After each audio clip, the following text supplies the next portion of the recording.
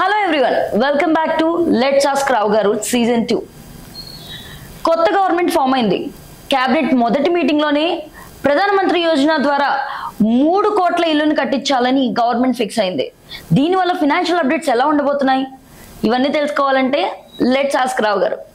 Hi sir. Hi, ఎలా ఉన్నారు? Good. So ఇప్పుడు మనం ప్రధానమంత్రి ఆవాస్ యోజన గురించి తెలుసుకుంటున్నాం. ఇప్పుడు న్యూ క్యాబినెట్ స్టార్ట్ అయిన ఫస్ట్ మీటింగ్ లోనే వాళ్ళు తీసుకున్న నిర్ణయం 3 కోట్ల ఇల్లు కట్టివ్వాలి. ఆల్రెడీ మనం 10 సంవత్సరాలు చూసుకుంటే ఆల్రెడీ 4 కోట్ల ఇల్లు వరకు ప్రభుత్వం కట్టించిందని చెప్తుంది.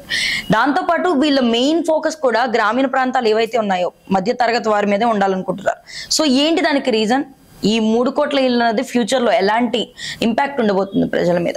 ఒకటి మేజర్ గా దీన్ని 3 రకాలుగా మనం డివైడ్ చేయొచ్చు. ఒకటి ఎకానమీ మీద ఎంతవరకు ఉంటుంది అనేటువంటిది, రెండోది రియల్ ఎస్టేట్ సెక్టర్ మీద ఎట్లా ఉంటుంది అనేటువంటిది, మూడోది ఎండ్ యూజర్స్ అయినటువంటి హౌస్ హోల్డ్ ఎవరైతే ఉన్నారో, అంటే సొంత ఇంటి కళ నెరవేర్చుకోవాలి అనేటువంటి ఆశాభావంతో ఉండేటువంటి, so middle class people, middle class కావచ్చు, లేదంటే అర్బన్ పవర్టీ అని చెప్పేసి అర్బన్ మిడిల్ క్లాస్ కావచ్చు, లేదంటే రూరల్ పల్లెటూరులో ఉండేటువంటి వాళ్ళు కావచ్చు.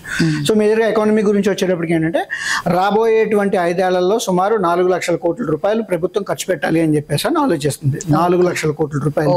దీన్ని కూడా ఏంటంటే కేంద్ర రాష్ట్ర ప్రభుత్వాలు కొంతవరకు వాటా పంచుకొని ఈ ఇల్లు అనేటువంటిది కట్టించాలి అని చెప్పేసి అని ఆలోచిస్తుంది. సో దీనివల్ల ఏంటంటే ఎకానమీ అనేటువంటిది ఆటోమేటిక్ గా బూస్ట్ అవుతూ ఉంటుంది and at the same time employment generation అనేటువంటిది క్రియేట్ అవుతూ ఉంటుంది. ఇది మాత్రమే కాకుండా రియల్ ఎస్టేట్ సెక్టర్కి వచ్చేటప్పటికి ఏంటంటే అసంఘటిత కార్మికులు ఎవరైతే ఉన్నారో, అంటే అన్ఆర్గనైజ్డ్ సెక్టర్ కింద చాలా మంది ఎంప్లాయ్మెంట్ ఏదైతే ఉందో క్రియేట్ చేస్తున్నటువంటి సెగ్మెంట్ కింద మనం రియల్ ఎస్టేట్ చూస్తూ ఉంటాం. సో దాంట్లో ఏంటంటే most of the job creation అనేటువంటి జరిగే అవకాశం ఉంటుంది. At the same time real estate developers ఎవరైతే ఉన్నారో వాళ్ళకి కొంతవరకు ఊతం ఇచ్చేటువంటి అవకాశం ఉంటుంది. సో దీంట్లో మేజర్గా మనం చూడాల్సింది ఏంటి అంటే కనుక కార్పొరేట్ ఏరియా ఏదైతే ఉందో ఆ నియమ నిబంధనలు ఏవైతే ఉన్నా కొంతవరకు సడలించారు కాబట్టి బిల్డర్స్ తాలూకా ప్రాఫిటబిలిటీ పెరిగేటువంటి అవకాశం ఉంది. ఇది మాత్రమే కాకుండా ప్రైవేట్ సెక్టర్ ఇన్వెస్ట్మెంట్ ఏదైతే ఉంటుందో, గవర్నమెంట్ ఎట్లాగా ఇన్వెస్ట్ చేస్తుంది కాబట్టి సో ప్రైవేట్ సెక్టర్ ఇన్వెస్ట్మెంట్ కూడా ఆబ్వియస్లీ పెరుగుతుంది అని చెప్పేసి. సో ఎకానమీ గురించి మాట్లాడుకున్నాం, ఇండస్ట్రీ గురించి మాట్లాడుకున్నాం. ఇప్పుడు ఏంటంటే ఎండ్ యూజర్స్ ఎవరైతే ఉన్నారో, సో ప్రతి ఒక్కరికి సొంత ఇంటి కళ నెరవేరాలి అనేటువంటి ఉద్దేశంతో ఇది బాగా ఉపయోగపడుతుంది అని చెప్పేసి చెప్పుకోవచ్చు. నెక్స్ట్ వచ్చేటప్పటికి ఏంటంటే అఫోర్డబుల్ హౌసింగ్ అనేటువంటి ట్యాగ్ ఏదైతే ఉందో, అంటే తక్కువ ఖర్చులోనే సొంత ఇల్లు కావాలి అనేటువంటిది ఏదైతే ఉందో అది కొంతవరకు నెరవేరేటువంటి అవకాశం కనబడుతూ ఉంటుంది. And standard of living obviously పెరుగుతుంది అని చెప్పేసి మనం చెప్పుకోవచ్చు. అయితే ఇక్కడ ఒక సెక్టోరల్ రిఫార్మ్గా చెప్పుకోవాల్సి వచ్చినప్పుడు ఏంటంటే జిఎస్టీ రేట్లు ఏవైతే ఉన్నాయి, ఇప్పటికీ కూడా చాలా బిల్డింగ్ మెటీరియల్స్ తాలూకా జిఎస్టీ ఏదైతే ఉందో, సో ఆ రేట్స్ ఏవైతే ఉన్నాయో కొంతవరకు తగ్గించాల్సినటువంటి అవసరం ఉంటుంది. అండ్ అదే రకంగా ట్యాక్స్ షాప్స్ ఏవైతే ఉన్నాయో, అంటే ప్రస్తుతానికి కొంత సబ్సిడీ కింద ఇవ్వడం జరుగుతుంది, ప్లస్ హోమ్ బయర్స్కి, ఫస్ట్ హోమ్ బయర్స్కి అయితే కనుక కొంత ట్యాక్స్ ఇన్సెంటివ్స్ అనేటువంటి వస్తున్నాయి కాబట్టి దాన్ని ఇంకా పెంచితే దీన్ని ఆబ్వియస్లీ ఇంకా ఇంప్రూవ్ చేసేటువంటి అవకాశం ఉంది అని చెప్పేసి మనం చెప్పుకోవచ్చు. బేసిక్ గా మనకి చాలా ప్రాబ్లమ్స్ ఉన్నాయి. లైక్ రైతుల విషయం చూసుకున్నా, లేకపోతే ఇళ్ళ విషయాలు చూసుకున్నా, పూర్ ఇవన్నీ చూసుకున్నా కూడా ఎందుకు ఫస్ట్ కాన్సన్ట్రేషన్ ఇళ్ళ మీదే అంటారు?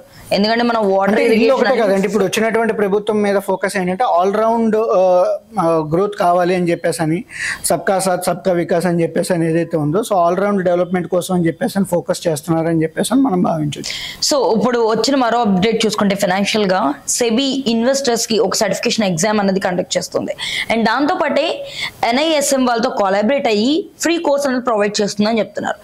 ఈ కోర్స్ వల్ల కానీ లేదా ఎగ్జామ్ వల్ల కానీ సెబీలో ఎటువంటి చేంజెస్ రాబోతున్నాయి, అండ్ దాంతో ఎవరైతే ఇన్వెస్ట్మెంట్ పెట్టుకుంటున్నారో, దాని మీద ఎవరైతే ఫోకస్ పెడుతున్నారో వాళ్ళు ఎటువంటి లాభాలు చూడొచ్చు అంటారు? ఒకటి మేజర్ గా మనకి ఇప్పటికే సెబీ సారథి 2.0 అని చెప్పేసి అని రీసెంట్ గా ఒక మొబైల్ యాప్ లాంచ్ చేయడం జరిగింది. తర్వాత ఏంటంటే సెబీ ఇన్వెస్టర్ వెబ్సైట్ ఒకటి కూడా లాంచ్ చేయడం జరిగింది. సో ఇన్వెస్టర్ ఎడ్యుకేషన్ మీద సెబీ గట్టిగానే ప్రయత్నిస్తుందని చెప్పేసి అని చెప్పుకోవడంలో ఎటువంటి సందేహం లేదు. అయితే ఏంటంటే దాని తాలూకా ఫలాలు అందాలి అనేటప్పుడు ఏంటంటే ఇంకాస్త అగ్రెసివ్ గా ఉండాల్సినటువంటి అవసరం ఉంటుంది. దాంట్లో one of the major point కింద చెప్పుకోవాల్సి వచ్చినప్పుడు ఈ ఇన్వెస్టర్ సర్టిఫికేట్ అని చెప్పేసి అని మనం చూస్తున్నాం. సో దాంట్లో ఉన్నటువంటి మేజర్ కంటెంట్ చూస్తే ఒకసారి ఒక బేసిక్ ఫైనాన్షియల్ ప్లానింగ్ కి కావాల్సినటువంటి కాన్సెప్ట్స్ గురించి ఎక్స్ప్లెయిన్ చేయడం, బేసిక్స్ ఆఫ్ ఫైనాన్స్ గురించి చెప్పడం కావచ్చు.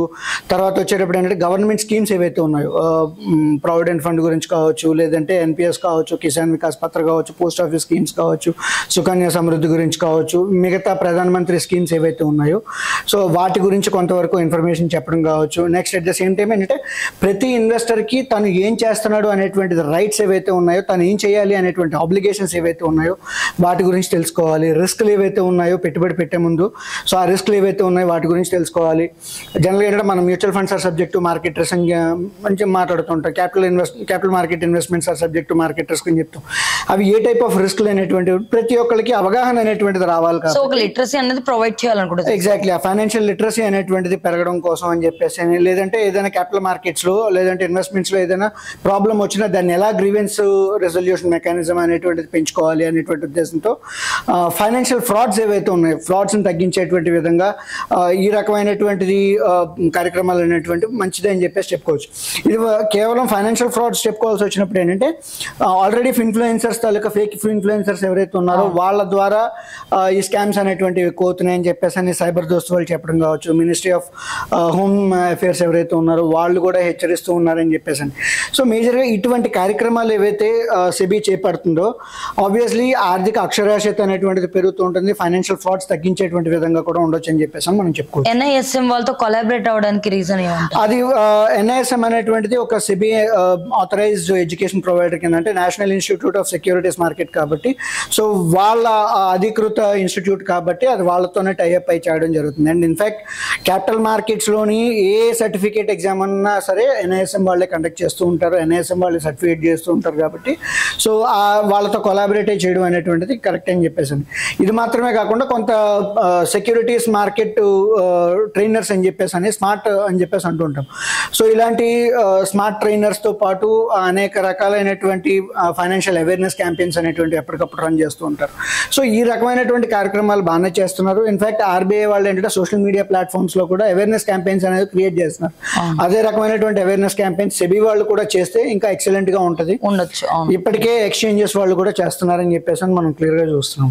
ఇప్పుడు ఇన్వెస్టర్స్ అండ్ స్టాక్ మార్కెట్ గురించి మాట్లాడుకున్నాం కాబట్టి స్టాక్ మార్కెట్స్ లో పెట్టుబడులు పెట్టాలి అని చెప్పేసి NSE MD అండ్ CEOనే ఒక వీడియో అన్నది పోస్ట్ చేశారని సోషల్ మీడియాలో చాలా హల్చల్ అవుతుంది. అది డీప్ ఫేక్ వీడియో అని చెప్పేసి NSE వాళ్ళు ఆల్రెడీ చెప్పారు కాబట్టి, సో అటువంటి డీప్ ఫేక్ టెక్నాలజీస్ వచ్చేటప్పుడు ఏంటంటే సైబర్ క్రిమినల్స్ కూడా చాలా అడ్వాన్స్ అవుతున్నారు. At the same time exchanges కూడా ఆర్ క్యాపిటల్ మార్కెట్ రెగ్యులేటర్స్ ఎవరైతే ఉన్నారో, డిపాజిటరీస్ ఎవరైతే ఉన్నారో ఆర్ క్యాపిటల్ మార్కెట్ పార్టిసిపెంట్స్ ఎవరైతే ఉన్నారో, సో ఇటువంటి అవేర్నెస్ వీడియోస్ అనేటువంటివి ఎస్పెషల్లీ పేపర్ యాడ్స్ చేయడం కావచ్చు, లేదంటే సోషల్ మీడియా ప్లాట్ఫామ్స్లో అవేర్నెస్ క్యాంపెయిన్స్ అనేటువంటి కండక్ట్ చేస్తూ ఉంటే ఈ ఫైనాన్షియల్ ఫ్రాడ్స్ తగ్గేటువంటి అవకాశం ఉంటుంది. అండ్ మేజర్గా చెప్పాల్సి వచ్చినప్పుడు ఏంటంటే యాజ్ అ ఫైనాన్షియల్ ప్రొఫెషనల్గా చెప్పుకోవాల్సి వచ్చినప్పుడు అటువంటి అవేర్నెస్ క్యాంపెయిన్స్ క్రియేట్ అయినప్పుడే మాలాంటి వాళ్ళకి వాల్యూ పెరుగుతూ ఉంటుంది. ఫైనాన్షియల్ ఫ్రాడ్స్టర్ ఎవరైతే ఉన్నారో వాళ్ళ మీద కొంత చులకన అభిప్రాయం చులకన భావం అనేటువంటిది కలగడం, అట్ ద సేమ్ టైం మా మీద వాల్యూ అనేటువంటిది పెరుగుతూ ఉంటుంది అని చెప్పేసి అని ఒక ఫైనాన్షియల్ ప్రొఫెషనల్గా ఆశాభావం అనేటువంటిది వ్యక్తం చేస్తుంది. బట్ ఇందులో ఈ వీడియోస్ అవి చూసిన దాని వల్ల పబ్లిక్ ఎంతో కొంత ఎఫెక్ట్ అయితే ఖచ్చితంగా అవుతుంది. సో ఆబ్వియస్లీ అది కూడా మంచిగా అని చెప్పేసి చెప్పుకోవచ్చు. అంటే ఆబ్వియస్లీ ఫైనాన్షియల్ ఇన్ఫ్లుయెన్సర్స్ చెప్పే వాళ్ళందరూ కూడా మంచిగా చెప్తున్నారు అనేటువంటిది మనం ఎప్పుడు భావించాల్సినటువంటి అవసరం లేదు కాబట్టి, సో ఆ రకంగా చూసుకునేటప్పుడు వీళ్ళు చేస్తున్నటువంటి కార్యక్రమాలు మంచి ఫలితాలు ఇస్తాయని చెప్పి మనం ఆశించవచ్చు.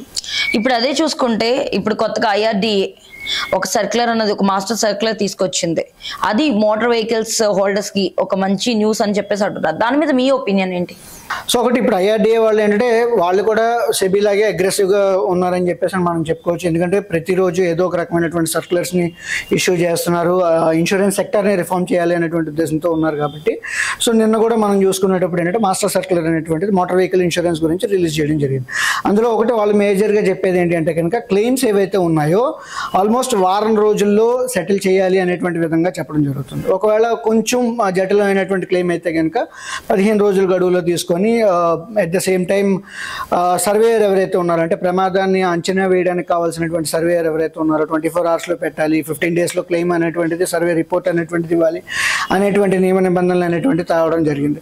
And at the same time claims ఏంటి అంటే కనుక డాక్యుమెంట్లు లేవు అని చెప్పేసి ఆపడానికి లేకుండా ఉండేటువంటి విధంగా ఒక నిబంధన అనేటువంటిది తీసుకురావడం జరిగింది. జనరల్గా ఏంటంటే ఆ కాగితం లేదు, ఈ కాగితం లేదు, డ్రైవింగ్ లైసెన్స్ లేదు, ఆధార్ కార్డు లేదు, ఇన్సూరెన్స్ కంపెనీస్ అలా అటువంటి ప్లే ప్లే చేసేటువంటి అవకాశం లేకుండా ఉండడం కోసం ఏంటి అంటే కనుక క్లెయిమ్ కి ముందు కావాల్సినటువంటివి ఏవైతే ఉన్నాయి పాలసీ ఇష్యూ చేసే టైంలోనే ఈ డాక్యుమెంట్స్ అనేటువంటివి తీసుకోవాలి.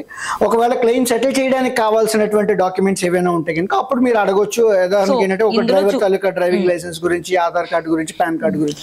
ఇందులో చూసుకుంటే ఇప్పుడు ఏవైతే మీరు అంటున్నారో ఇన్సూరెన్స్ కి సంబంధించి అన్ని స్టార్టింగ్ ఇన్సూరెన్స్ తీసుకోనప్పుడే అవన్నీ అడగాల్సి ఉంటుంది పబ్లిక్ ఎవరైతే, బట్ చాలా మందికి ఆ నాలెడ్జ్ ఉండదు. సో దాంట్లో భాగంగానే ఇప్పుడు ఈ ఇన్సూరెన్స్ కంపెనీలు కూడా తీసుకుంటున్నాయి కాబట్టి ఒకవేళ ఇన్సూరెన్స్ కంపెనీలు ఏమైనా డిలే చేస్తే వాళ్ళ మీద పెనాల్టీ క్లెయిమ్ హోల్డర్ కి పే చేయాలి అని చెప్పేసి అని కూడా చెప్పడం జరుగుతుంది. అండ్ ఇంకొక మేజర్ పాయింట్ మనం సర్కులర్ లో చూడాల్సి వచ్చినప్పుడు ఏంటంటే పే యాజ్ యూ డ్రైవ్ అనేటువంటి కాన్సెప్ట్ మ్యాండేటరీ చేయడం జరిగింది.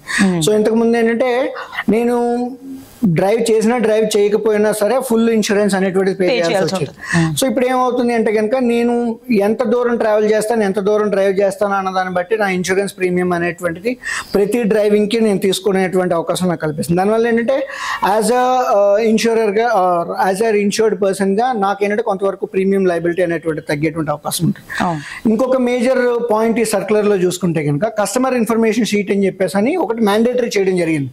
సో దాంట్లో ఏంటి అంటే కనుక ఒక ఇన్సూరెన్స్ డిక్లేర్డ్ వాల్యూ ఏదైతే ఉందో, ఐడివి ఏదైతే ఉందో అది కానీ, and at the same time scope of coverage అనేటువంటిది కావచ్చు, తర్వాత సమ్ ఎష్యూర్డ్ వాల్యూ ఎంత అనేటువంటిది చెప్పడం, తర్వాత ఎక్స్క్లూజన్స్ ఏవైతే ఉన్నాయో అంటే నేను ఇన్సూరెన్స్ పాలసీలు ఇవి కవర్ అవ్వవు అని చెప్పేసి అని ఏవైతే ఉంటాయో అవన్నీ కూడా క్లియర్గా మెన్షన్ చేయాలి. డిడక్షన్స్ ఏమైనా ఉంటాయి కనుక అంటే నేను ఇచ్చేటువంటి క్లెయిమ్లో ఏమైనా తగ్గిస్తానా అనేటువంటివి ఏవైతే ఉన్నాయో ఇవన్నీ కూడా పాలసీ డాక్యుమెంట్లో సిఐఎస్లో ప్రత్యేకించి పెట్టాలి అని చెప్పేసి అని, అండ్ స్పెషల్ కండిషన్స్ ఇంకేమైనా ఉంటాయి కనుక వాటిని కూడా ఇందులో వివరించాలి అని మెన్షన్ చేయాలి అని చెప్పేసి అని చెప్పడం. సో డాక్యుమెంట్స్ అనేవి వాళ్ళు ఇన్సూరెన్స్ తీసుకున్నప్పుడు ఇచ్చినప్పుడు కూడా కంప్లీట్ గా పబ్లిక్ అనేది అది చదవాలి అన్న పాయింట్ లో ఉంటే కొంతవరకు ట్రాన్స్పరెన్సీ అనేటువంటిది పెరుగుతుందని చెప్పేసి మనం చెప్పుకోవచ్చు. సో ఒకవేళ వాళ్ళు ఇలాంటిలో ఏదైనా ఫేక్ గానీ లేకపోతే కంపెనీ తరపు నుంచి ఏవైనా లాసెస్ అవి ఫేస్ చేసినప్పుడు కంప్లైంట్ ఎవరికి ఇవ్వాల్సి ఉంటుంది అంటారు? అంటే ఆబ్వియస్లీ ఓంబడ్స్మెన్ ఎవరైతే ఉన్నారో అంటే డీప్ ఫ్రాడ్ అయితేనే కనుక కంపెనీలు రిజెక్ట్ చేయడానికి లేదు అని చెప్పేసి కూడా ఈ సర్కులర్లో ఇవ్వడం జరిగింది. And at the same time ఎవరికైనా ఇష్యూ ఉంటే కనుక ఆబ్వియస్లీ ఇన్సూరెన్స్ గ్రీవెన్స్ ఏదైతే ఉంటుందో ప్రతి కంపెనీకి ఇన్సూరెన్స్ గ్రీవెన్స్ అనేది ఉంటుంది. సో దానికి కంప్లైంట్ చేసుకోవచ్చు. అక్కడ సాల్వ్ కాకపోతే ఓంబడ్స్మెన్ ఎవరైతే ఉన్నారో ఓంబడ్స్మెన్కి రిప్లై చేసుకున్నా కూడా ప్రాబ్లం రిజాల్వ్ అయ్యేటువంటి అవకాశం ఉంటుంది. మరో అప్డేట్ అనేది చూసుకుంటే ఫైనాన్షియల్ అప్డేట్స్ లో రెరా మీద ఎంత కఠినంగా అయితే అమలు అయ్యి ఉండాలో అంత కఠినంగా వ్యవహరించమని చెప్పి మన ముఖ్యమంత్రి రేవంత్ రెడ్డి గారు చెప్తున్నారు. సో ఇటువంటి ఇందులో ఫ్లాస్ జరగకుండా అండ్ ఫ్రాడ్స్ ఏమి జరగకుండా చూసుకోవాల్సిన బాధ్యత కూడా రెరా మీద ఉంది అని చెప్పేసి ఆయన చెప్తున్నారు. దానికి మీరేమంటారు? సో ఒకటి మనకి ఏంటంటే ఫైనాన్షియల్ కన్స్యూమర్స్ ఎవరైతే ఉన్నారో, ఎందుకంటే మనం రియల్ ఎస్టేట్ అనేటువంటిది ఒక ఆస్తిగా భావిస్తాం. మనం కష్టపడి సంపాదించుకుంటున్నటువంటి ఇల్లు ఏదైతే ఉందో, లేదంటే పొలం కావచ్చు, లేదంటే ఒక ప్లాట్ ఏదైనా కొనుక్కోవాల్సి వచ్చినప్పుడు ఏంటంటే అందులో ఫ్రాడ్స్ జరగకుండా ఉండడం కోసం, ఎందుకంటే డబ్బులు ఎక్కడైతే ఉంటాయో ఫ్రాడ్స్ అక్కడే జరుగుతుంటాయి. క్యాపిటల్ మార్కెట్స్ కావచ్చు, లేదంటే రియల్ ఎస్టేట్ కావచ్చు, గోల్డ్ కావచ్చు, ఆర్ చిట్ ఫండ్స్ ఏవైతే స్కామ్స్ చూస్తుంటామో వాటిని తగ్గించాల్సినటువంటి అవసరం ప్రభుత్వం మీద ఎప్పుడు ఉంటుంది. ప్రభుత్వంతో పాటు అథారిటీస్ ఏవైతే ఉన్నాయో అథారిటీస్ కూడా బాధ్యత ఉంటుంది. ఆబ్వియస్లీ ఆ బాధ్యతని మళ్ళీ ఒకసారి ముఖ్యమంత్రి గారు గుర్తు చేశారని చెప్పేసి చెప్పొచ్చు. ఇప్పటికే మనకి ప్రీ లాంచ్ ఆఫర్స్ అనేటువంటివి, ప్రీ రిజిస్ట్రేషన్ సేల్స్ అని చెప్పేసి మనం చూస్తుంటాం. సో రీసెంట్గా వచ్చినటువంటి ఒక అప్డేట్ ఏంటి అంటే ఒక బిల్డరు రెరా రిజిస్ట్రేషన్ రాకముందే మార్కెటింగ్ సేల్స్ యాక్టివిటీస్ చేసి రిజిస్ట్రేషన్స్ చేయించుకున్నాడు అనేటువంటి ఆరోపణతో ఒకళ్ళు కంప్లైంట్ చేయడంతో ఏంటంటే వాళ్ళ తాలూకా లైసెన్స్ అనేటువంటిది క్యాన్సిల్ చేయడం జరిగింది. సో అంత కఠినంగా ఉంటే కనుక ఆబ్వియస్లీ ఈ ప్రీ లాంచ్ ఆఫర్స్ తగ్గుతూ ఉంటాయి, ప్రీ రిజిస్ట్రేషన్ సేల్స్ ఏవైతే ఉన్నాయో అవి తగ్గుతూ ఉంటాయి.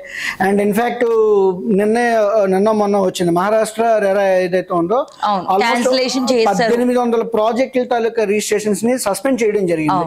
ఎందుకంటే వాళ్ళు డబ్బులు కలెక్ట్ చేస్తున్నారు, ప్రాజెక్ట్ ని బిల్డ్ చేయట్లేదు, లేదంటే మధ్యలో సగం కట్టేసి ఆపేస్తున్నారు కాబట్టి. సో అటువంటి వాళ్ళకి ఒక మంచి గుణపాఠంగా ఉండాలి. And at the same time serious builders ఎవరైతే ఉన్నారు అంటే డబ్బులు పెట్టి వాళ్ళ ప్రాజెక్ట్ ని డెవలప్ చేస్తున్నారు అంటే కనుక ఆబ్వియస్లీ అలాంటి వాళ్ళు ఉంటే కనుక రియల్ ఎస్టేట్ రంగం అనేటువంటిది క్లియర్ కట్ గా బాగుపడుతుందని చెప్పేసి చెప్పొచ్చు.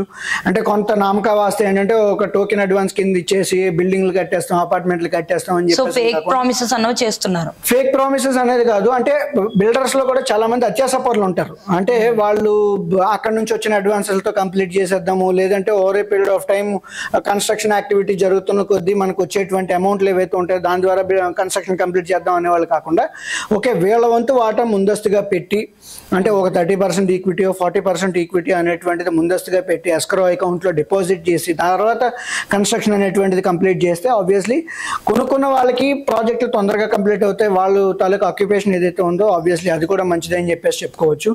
And at the same time ఈ రెరా స్కామ్స్లో చూసుకుంటే ఏంటంటే జోన్ వైజ్ ఫ్రాడ్స్ అనేటువంటివి జరుగుతుంటాయి. అంటే కొన్నిసార్లు రెసిడెన్షియల్ జోన్స్ కావచ్చు, కమర్షియల్ జోన్స్ కావచ్చు, మల్టీపర్పస్ జోన్స్ ఏవైతే ఉన్నాయో సో అటువంటి ఫ్రాడ్స్ కూడా ఈ రెరాలో చూడడం జరుగుతుంది. అంటే ఈ రియల్ ఎస్టేట్ స్కామ్స్ కింద చూడడం జరుగుతుంది. అటువంటి వాటి మీద కూడా రెరా దృష్టి పెట్టి సో ఆబ్వియస్లీ అక్కడ ఉన్నటువంటి ప్రైసింగ్ కరెక్ట్గా ఉందా లేదా, ఈ ఫ్రాడ్స్ని కొంతవరకు తగ్గించగలిగితే కనుక ఆబ్వియస్లీ ప్రతి ఒక్క రియల్ ఎస్టేట్లో పెట్టుబడిదారులు ఎవరైతే ఉన్నారో అంటే ఎండ్ యూజర్ కావచ్చు లేదంటే ఇన్వెస్టర్ కావచ్చు వాళ్ళకు కూడా మంచి జరుగుతుందని చెప్పేసి మనం చెప్పుకోవచ్చు.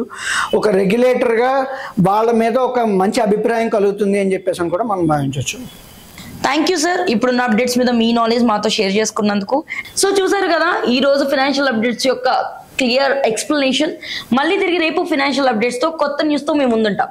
మీకు కానీ ఏమైనా డౌట్స్ ఉంటే ఖచ్చితంగా కామెంట్ సెక్షన్ లో మెన్షన్ చేయండి. మీ ప్రతి డౌట్ కి రేపు మేము సమాధానం చెప్తాం. ప్లీజ్ సబ్స్క్రైబ్ సంపద ఛానల్. Thank you.